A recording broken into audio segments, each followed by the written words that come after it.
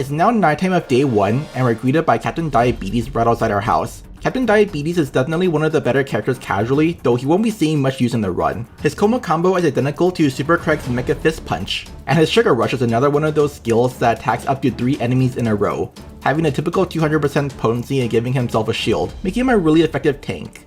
And unlike Super Craig's Omega Crash Extra, he doesn't get blocked by allies when attacking. Instant Shock is pretty weak, hitting the 4 spaces around him for a measly 100% potency, and applying slow and knockback. While he's very similar to Super Craig and arguably better in many situations, he lacks any useful utility for the run. Moving on, we're fighting Stan's dad Randy. This fight here is a one fight in this section that saves time from having the Tachyon Matrix equipped. In the fight, we'll have Captain Diabetes knock Randy into his car for some knockback damage, and that small boost from the Tachyon Matrix lets us kill Randy before his second turn. For this fight, we'll have the new kid stand right above Randy and use Dire Shroud. This is to make Randy stand still and do his spinning attack. Otherwise, he'll do his charge attack, which would prevent us from knocking him into his car. Meanwhile, Captain Diabetes will just spam his Coma combo, and in just 2 rounds of attacks, Randy is just barely down for the count. Continuing on, we're going to Kyle's house to use his zipline, and while we're in his attic, we'll collect the Yaoi in there for the 3rd one. Next we go straight to the Peppermint Hippo where we'll fight against some VIPs. Again, another very short battle. We want to start out by having the new kid use Dire Shroud on the VIP on top. We want to get rid of him first because he has a slow debuff at the start of the battle, so he wastes extra time on his turn from the slow animation.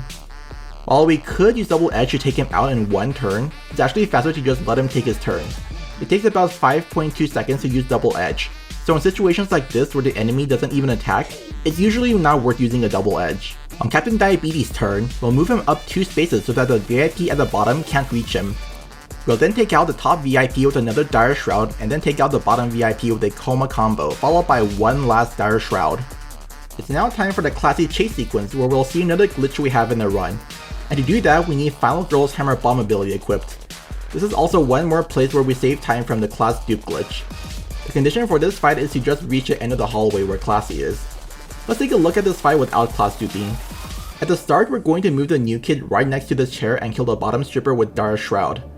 We're then going to have Captain Diabetes use Sugar Rush to break the chair so that the stripper in the center row targets him. We want the stripper in this exact position and then use Hammer Bomb while standing diagonally from her here. We'll then move 1 space over to activate this cutscene with Classi running away. Hammer Bomb is a 2-part skill. After you select the target with Hammer Bomb, your position updates and you can move as if your turn started from your current position. With this, we can move around much further in 1 turn. When you activate a cutscene though, the game forgets that you're on a special turn and cancels your Hammer Bomb without updating your range of movements. We targeted the stripper in the center to get an extra turn of movement, cancelled it with Classi's cutscene, and now we're going to activate Hammer Bomb again in this exact position, and we're going to continue to the far end where these lockers are to activate the Butte cutscene. This cutscene actually forces our position to the center row, and again, because of the Hammer Bomb skill, the game doesn't update our range of movement properly, shoving us out of bounds. We can now just walk straight to the exit. Don't mind me ladies, just taking a casual stroll. In total, this glitch saves about 2 minutes over the no DLC strategy where we just have Captain Diabetes spam Sugar Rush in the bottom row to keep getting closer and closer to the exit while taking out the strippers in his path. That was pretty quick, but we can do it even faster. The new kid got 2 turns in the last version, but with Double Edge, we can finish this on the very first turn. By using Double Edge at the start, we can stand next to the chair and break it with a Dire Shroud. Then we can stand here and use Hammer Bomb and cancel it with the Classi cutscene. Then we can move all the way to this spot again and use Hammer Bomb again for the same setup as the previous version. This cuts out the 2 introductions for the strippers as well as the 2 attacks from Captain Diabetes and the stripper in exchange for the Double Edge, saving just under 20 more seconds. Once outside, Captain Diabetes is going to dive Diabetes, which leads us to unlocking the Time Glitch skill. This skill cancels the target's turn, which is useful for cutting out some bad actions, especially heals and shields. At this point, we're going to get the rest of our party members back as well as unlock the Coon. The Coon is kinda basic, being a damage dealer without much going for him. His first skill, Coon Claws, is a single target skill with a typical 300% potency and inflicts bleed, which is the weakest debuff in the game. These are the relative potencies for debuffs scaled to Burns damage, so you can see just how weak it is. His second skill, Coon Lunge, can hit up to 3 enemies in a row and has 225% potency, which is surprisingly high considering how other skills like this are usually 200% potency or lower, although the skill has no special effects tagged on. His third skill, Coon Pounce, is the best part of his kit as it gives us another way to manipulate enemy positions to tip battles in our favor. He also has a full field ultimate Primetime Coon, but it's really weak and just applies bleed. Before the fight with the chefs, we'll be throwing farts at the fire as well as the chef on the far right. We'll be using the default party of the Coon, Human Kite, and Captain Diabetes. New Kid will be taking on the bottom chef alone, because the bottom chef can't reach a New Kid from his starting position. The Coon will just do what he does best, which is chilling in the back barking orders. Hazard from earlier damaged the first chef here to take out most of his health. Captain Diabetes will then attack the top row of enemies with Sugar Rush to take out one of the chefs. The head chef will try to heal one of the chefs on his turn but will time glitch to skip his turn. Human Kite will then laser burn the chef on top to take him out thanks to the extra gross out damage from the fart earlier. On the New Kid's next turn, we'll move up and kill the other chef with a Dire Shroud now that he's moved a bit closer, putting 3 of our party members relatively close to the boss. We don't want to keep the New Kid on the bottom area as it will cause the head chef to target the New Kid and put him out of range of other party members. We don't have anyone close enough to the boss to attack, so we're going to skip the next few turns. Now we'll have our trio here attack with their best moves to take out the chef in just one round of attacks.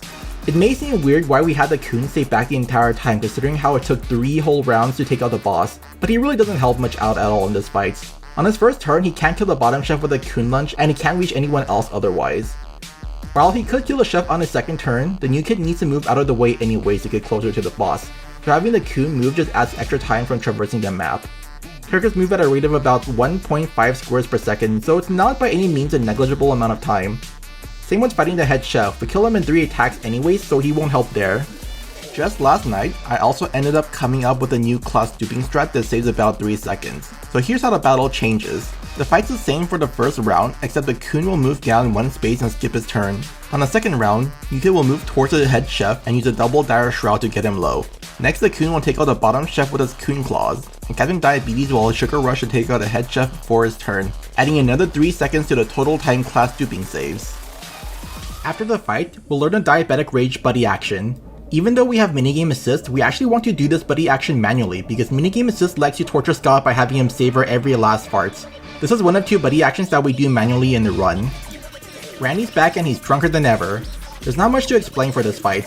The new kid goes first again, so we'll start off with the Dire Shroud. Randy wastes a lot of time on his turn, so we'll just time glitch him on his first turn. Next we have the Coon walk up and use Coon Pounce to do some damage and reposition him. This now lets us attack Randy with everyone in the party. Captain Diabetes will do a Coma combo, followed by Human Kite's Laser Burn, and then we'll finish off with one last Dire Shroud before Randy can even attack. If you did a class dupe, you could also start the fight off with a double edge and kill him in 4 attacks instead. But time-wise the 2 should be really close anyways. We're basically trading off Human Kite's attack for a double edge, which is a slightly longer animation.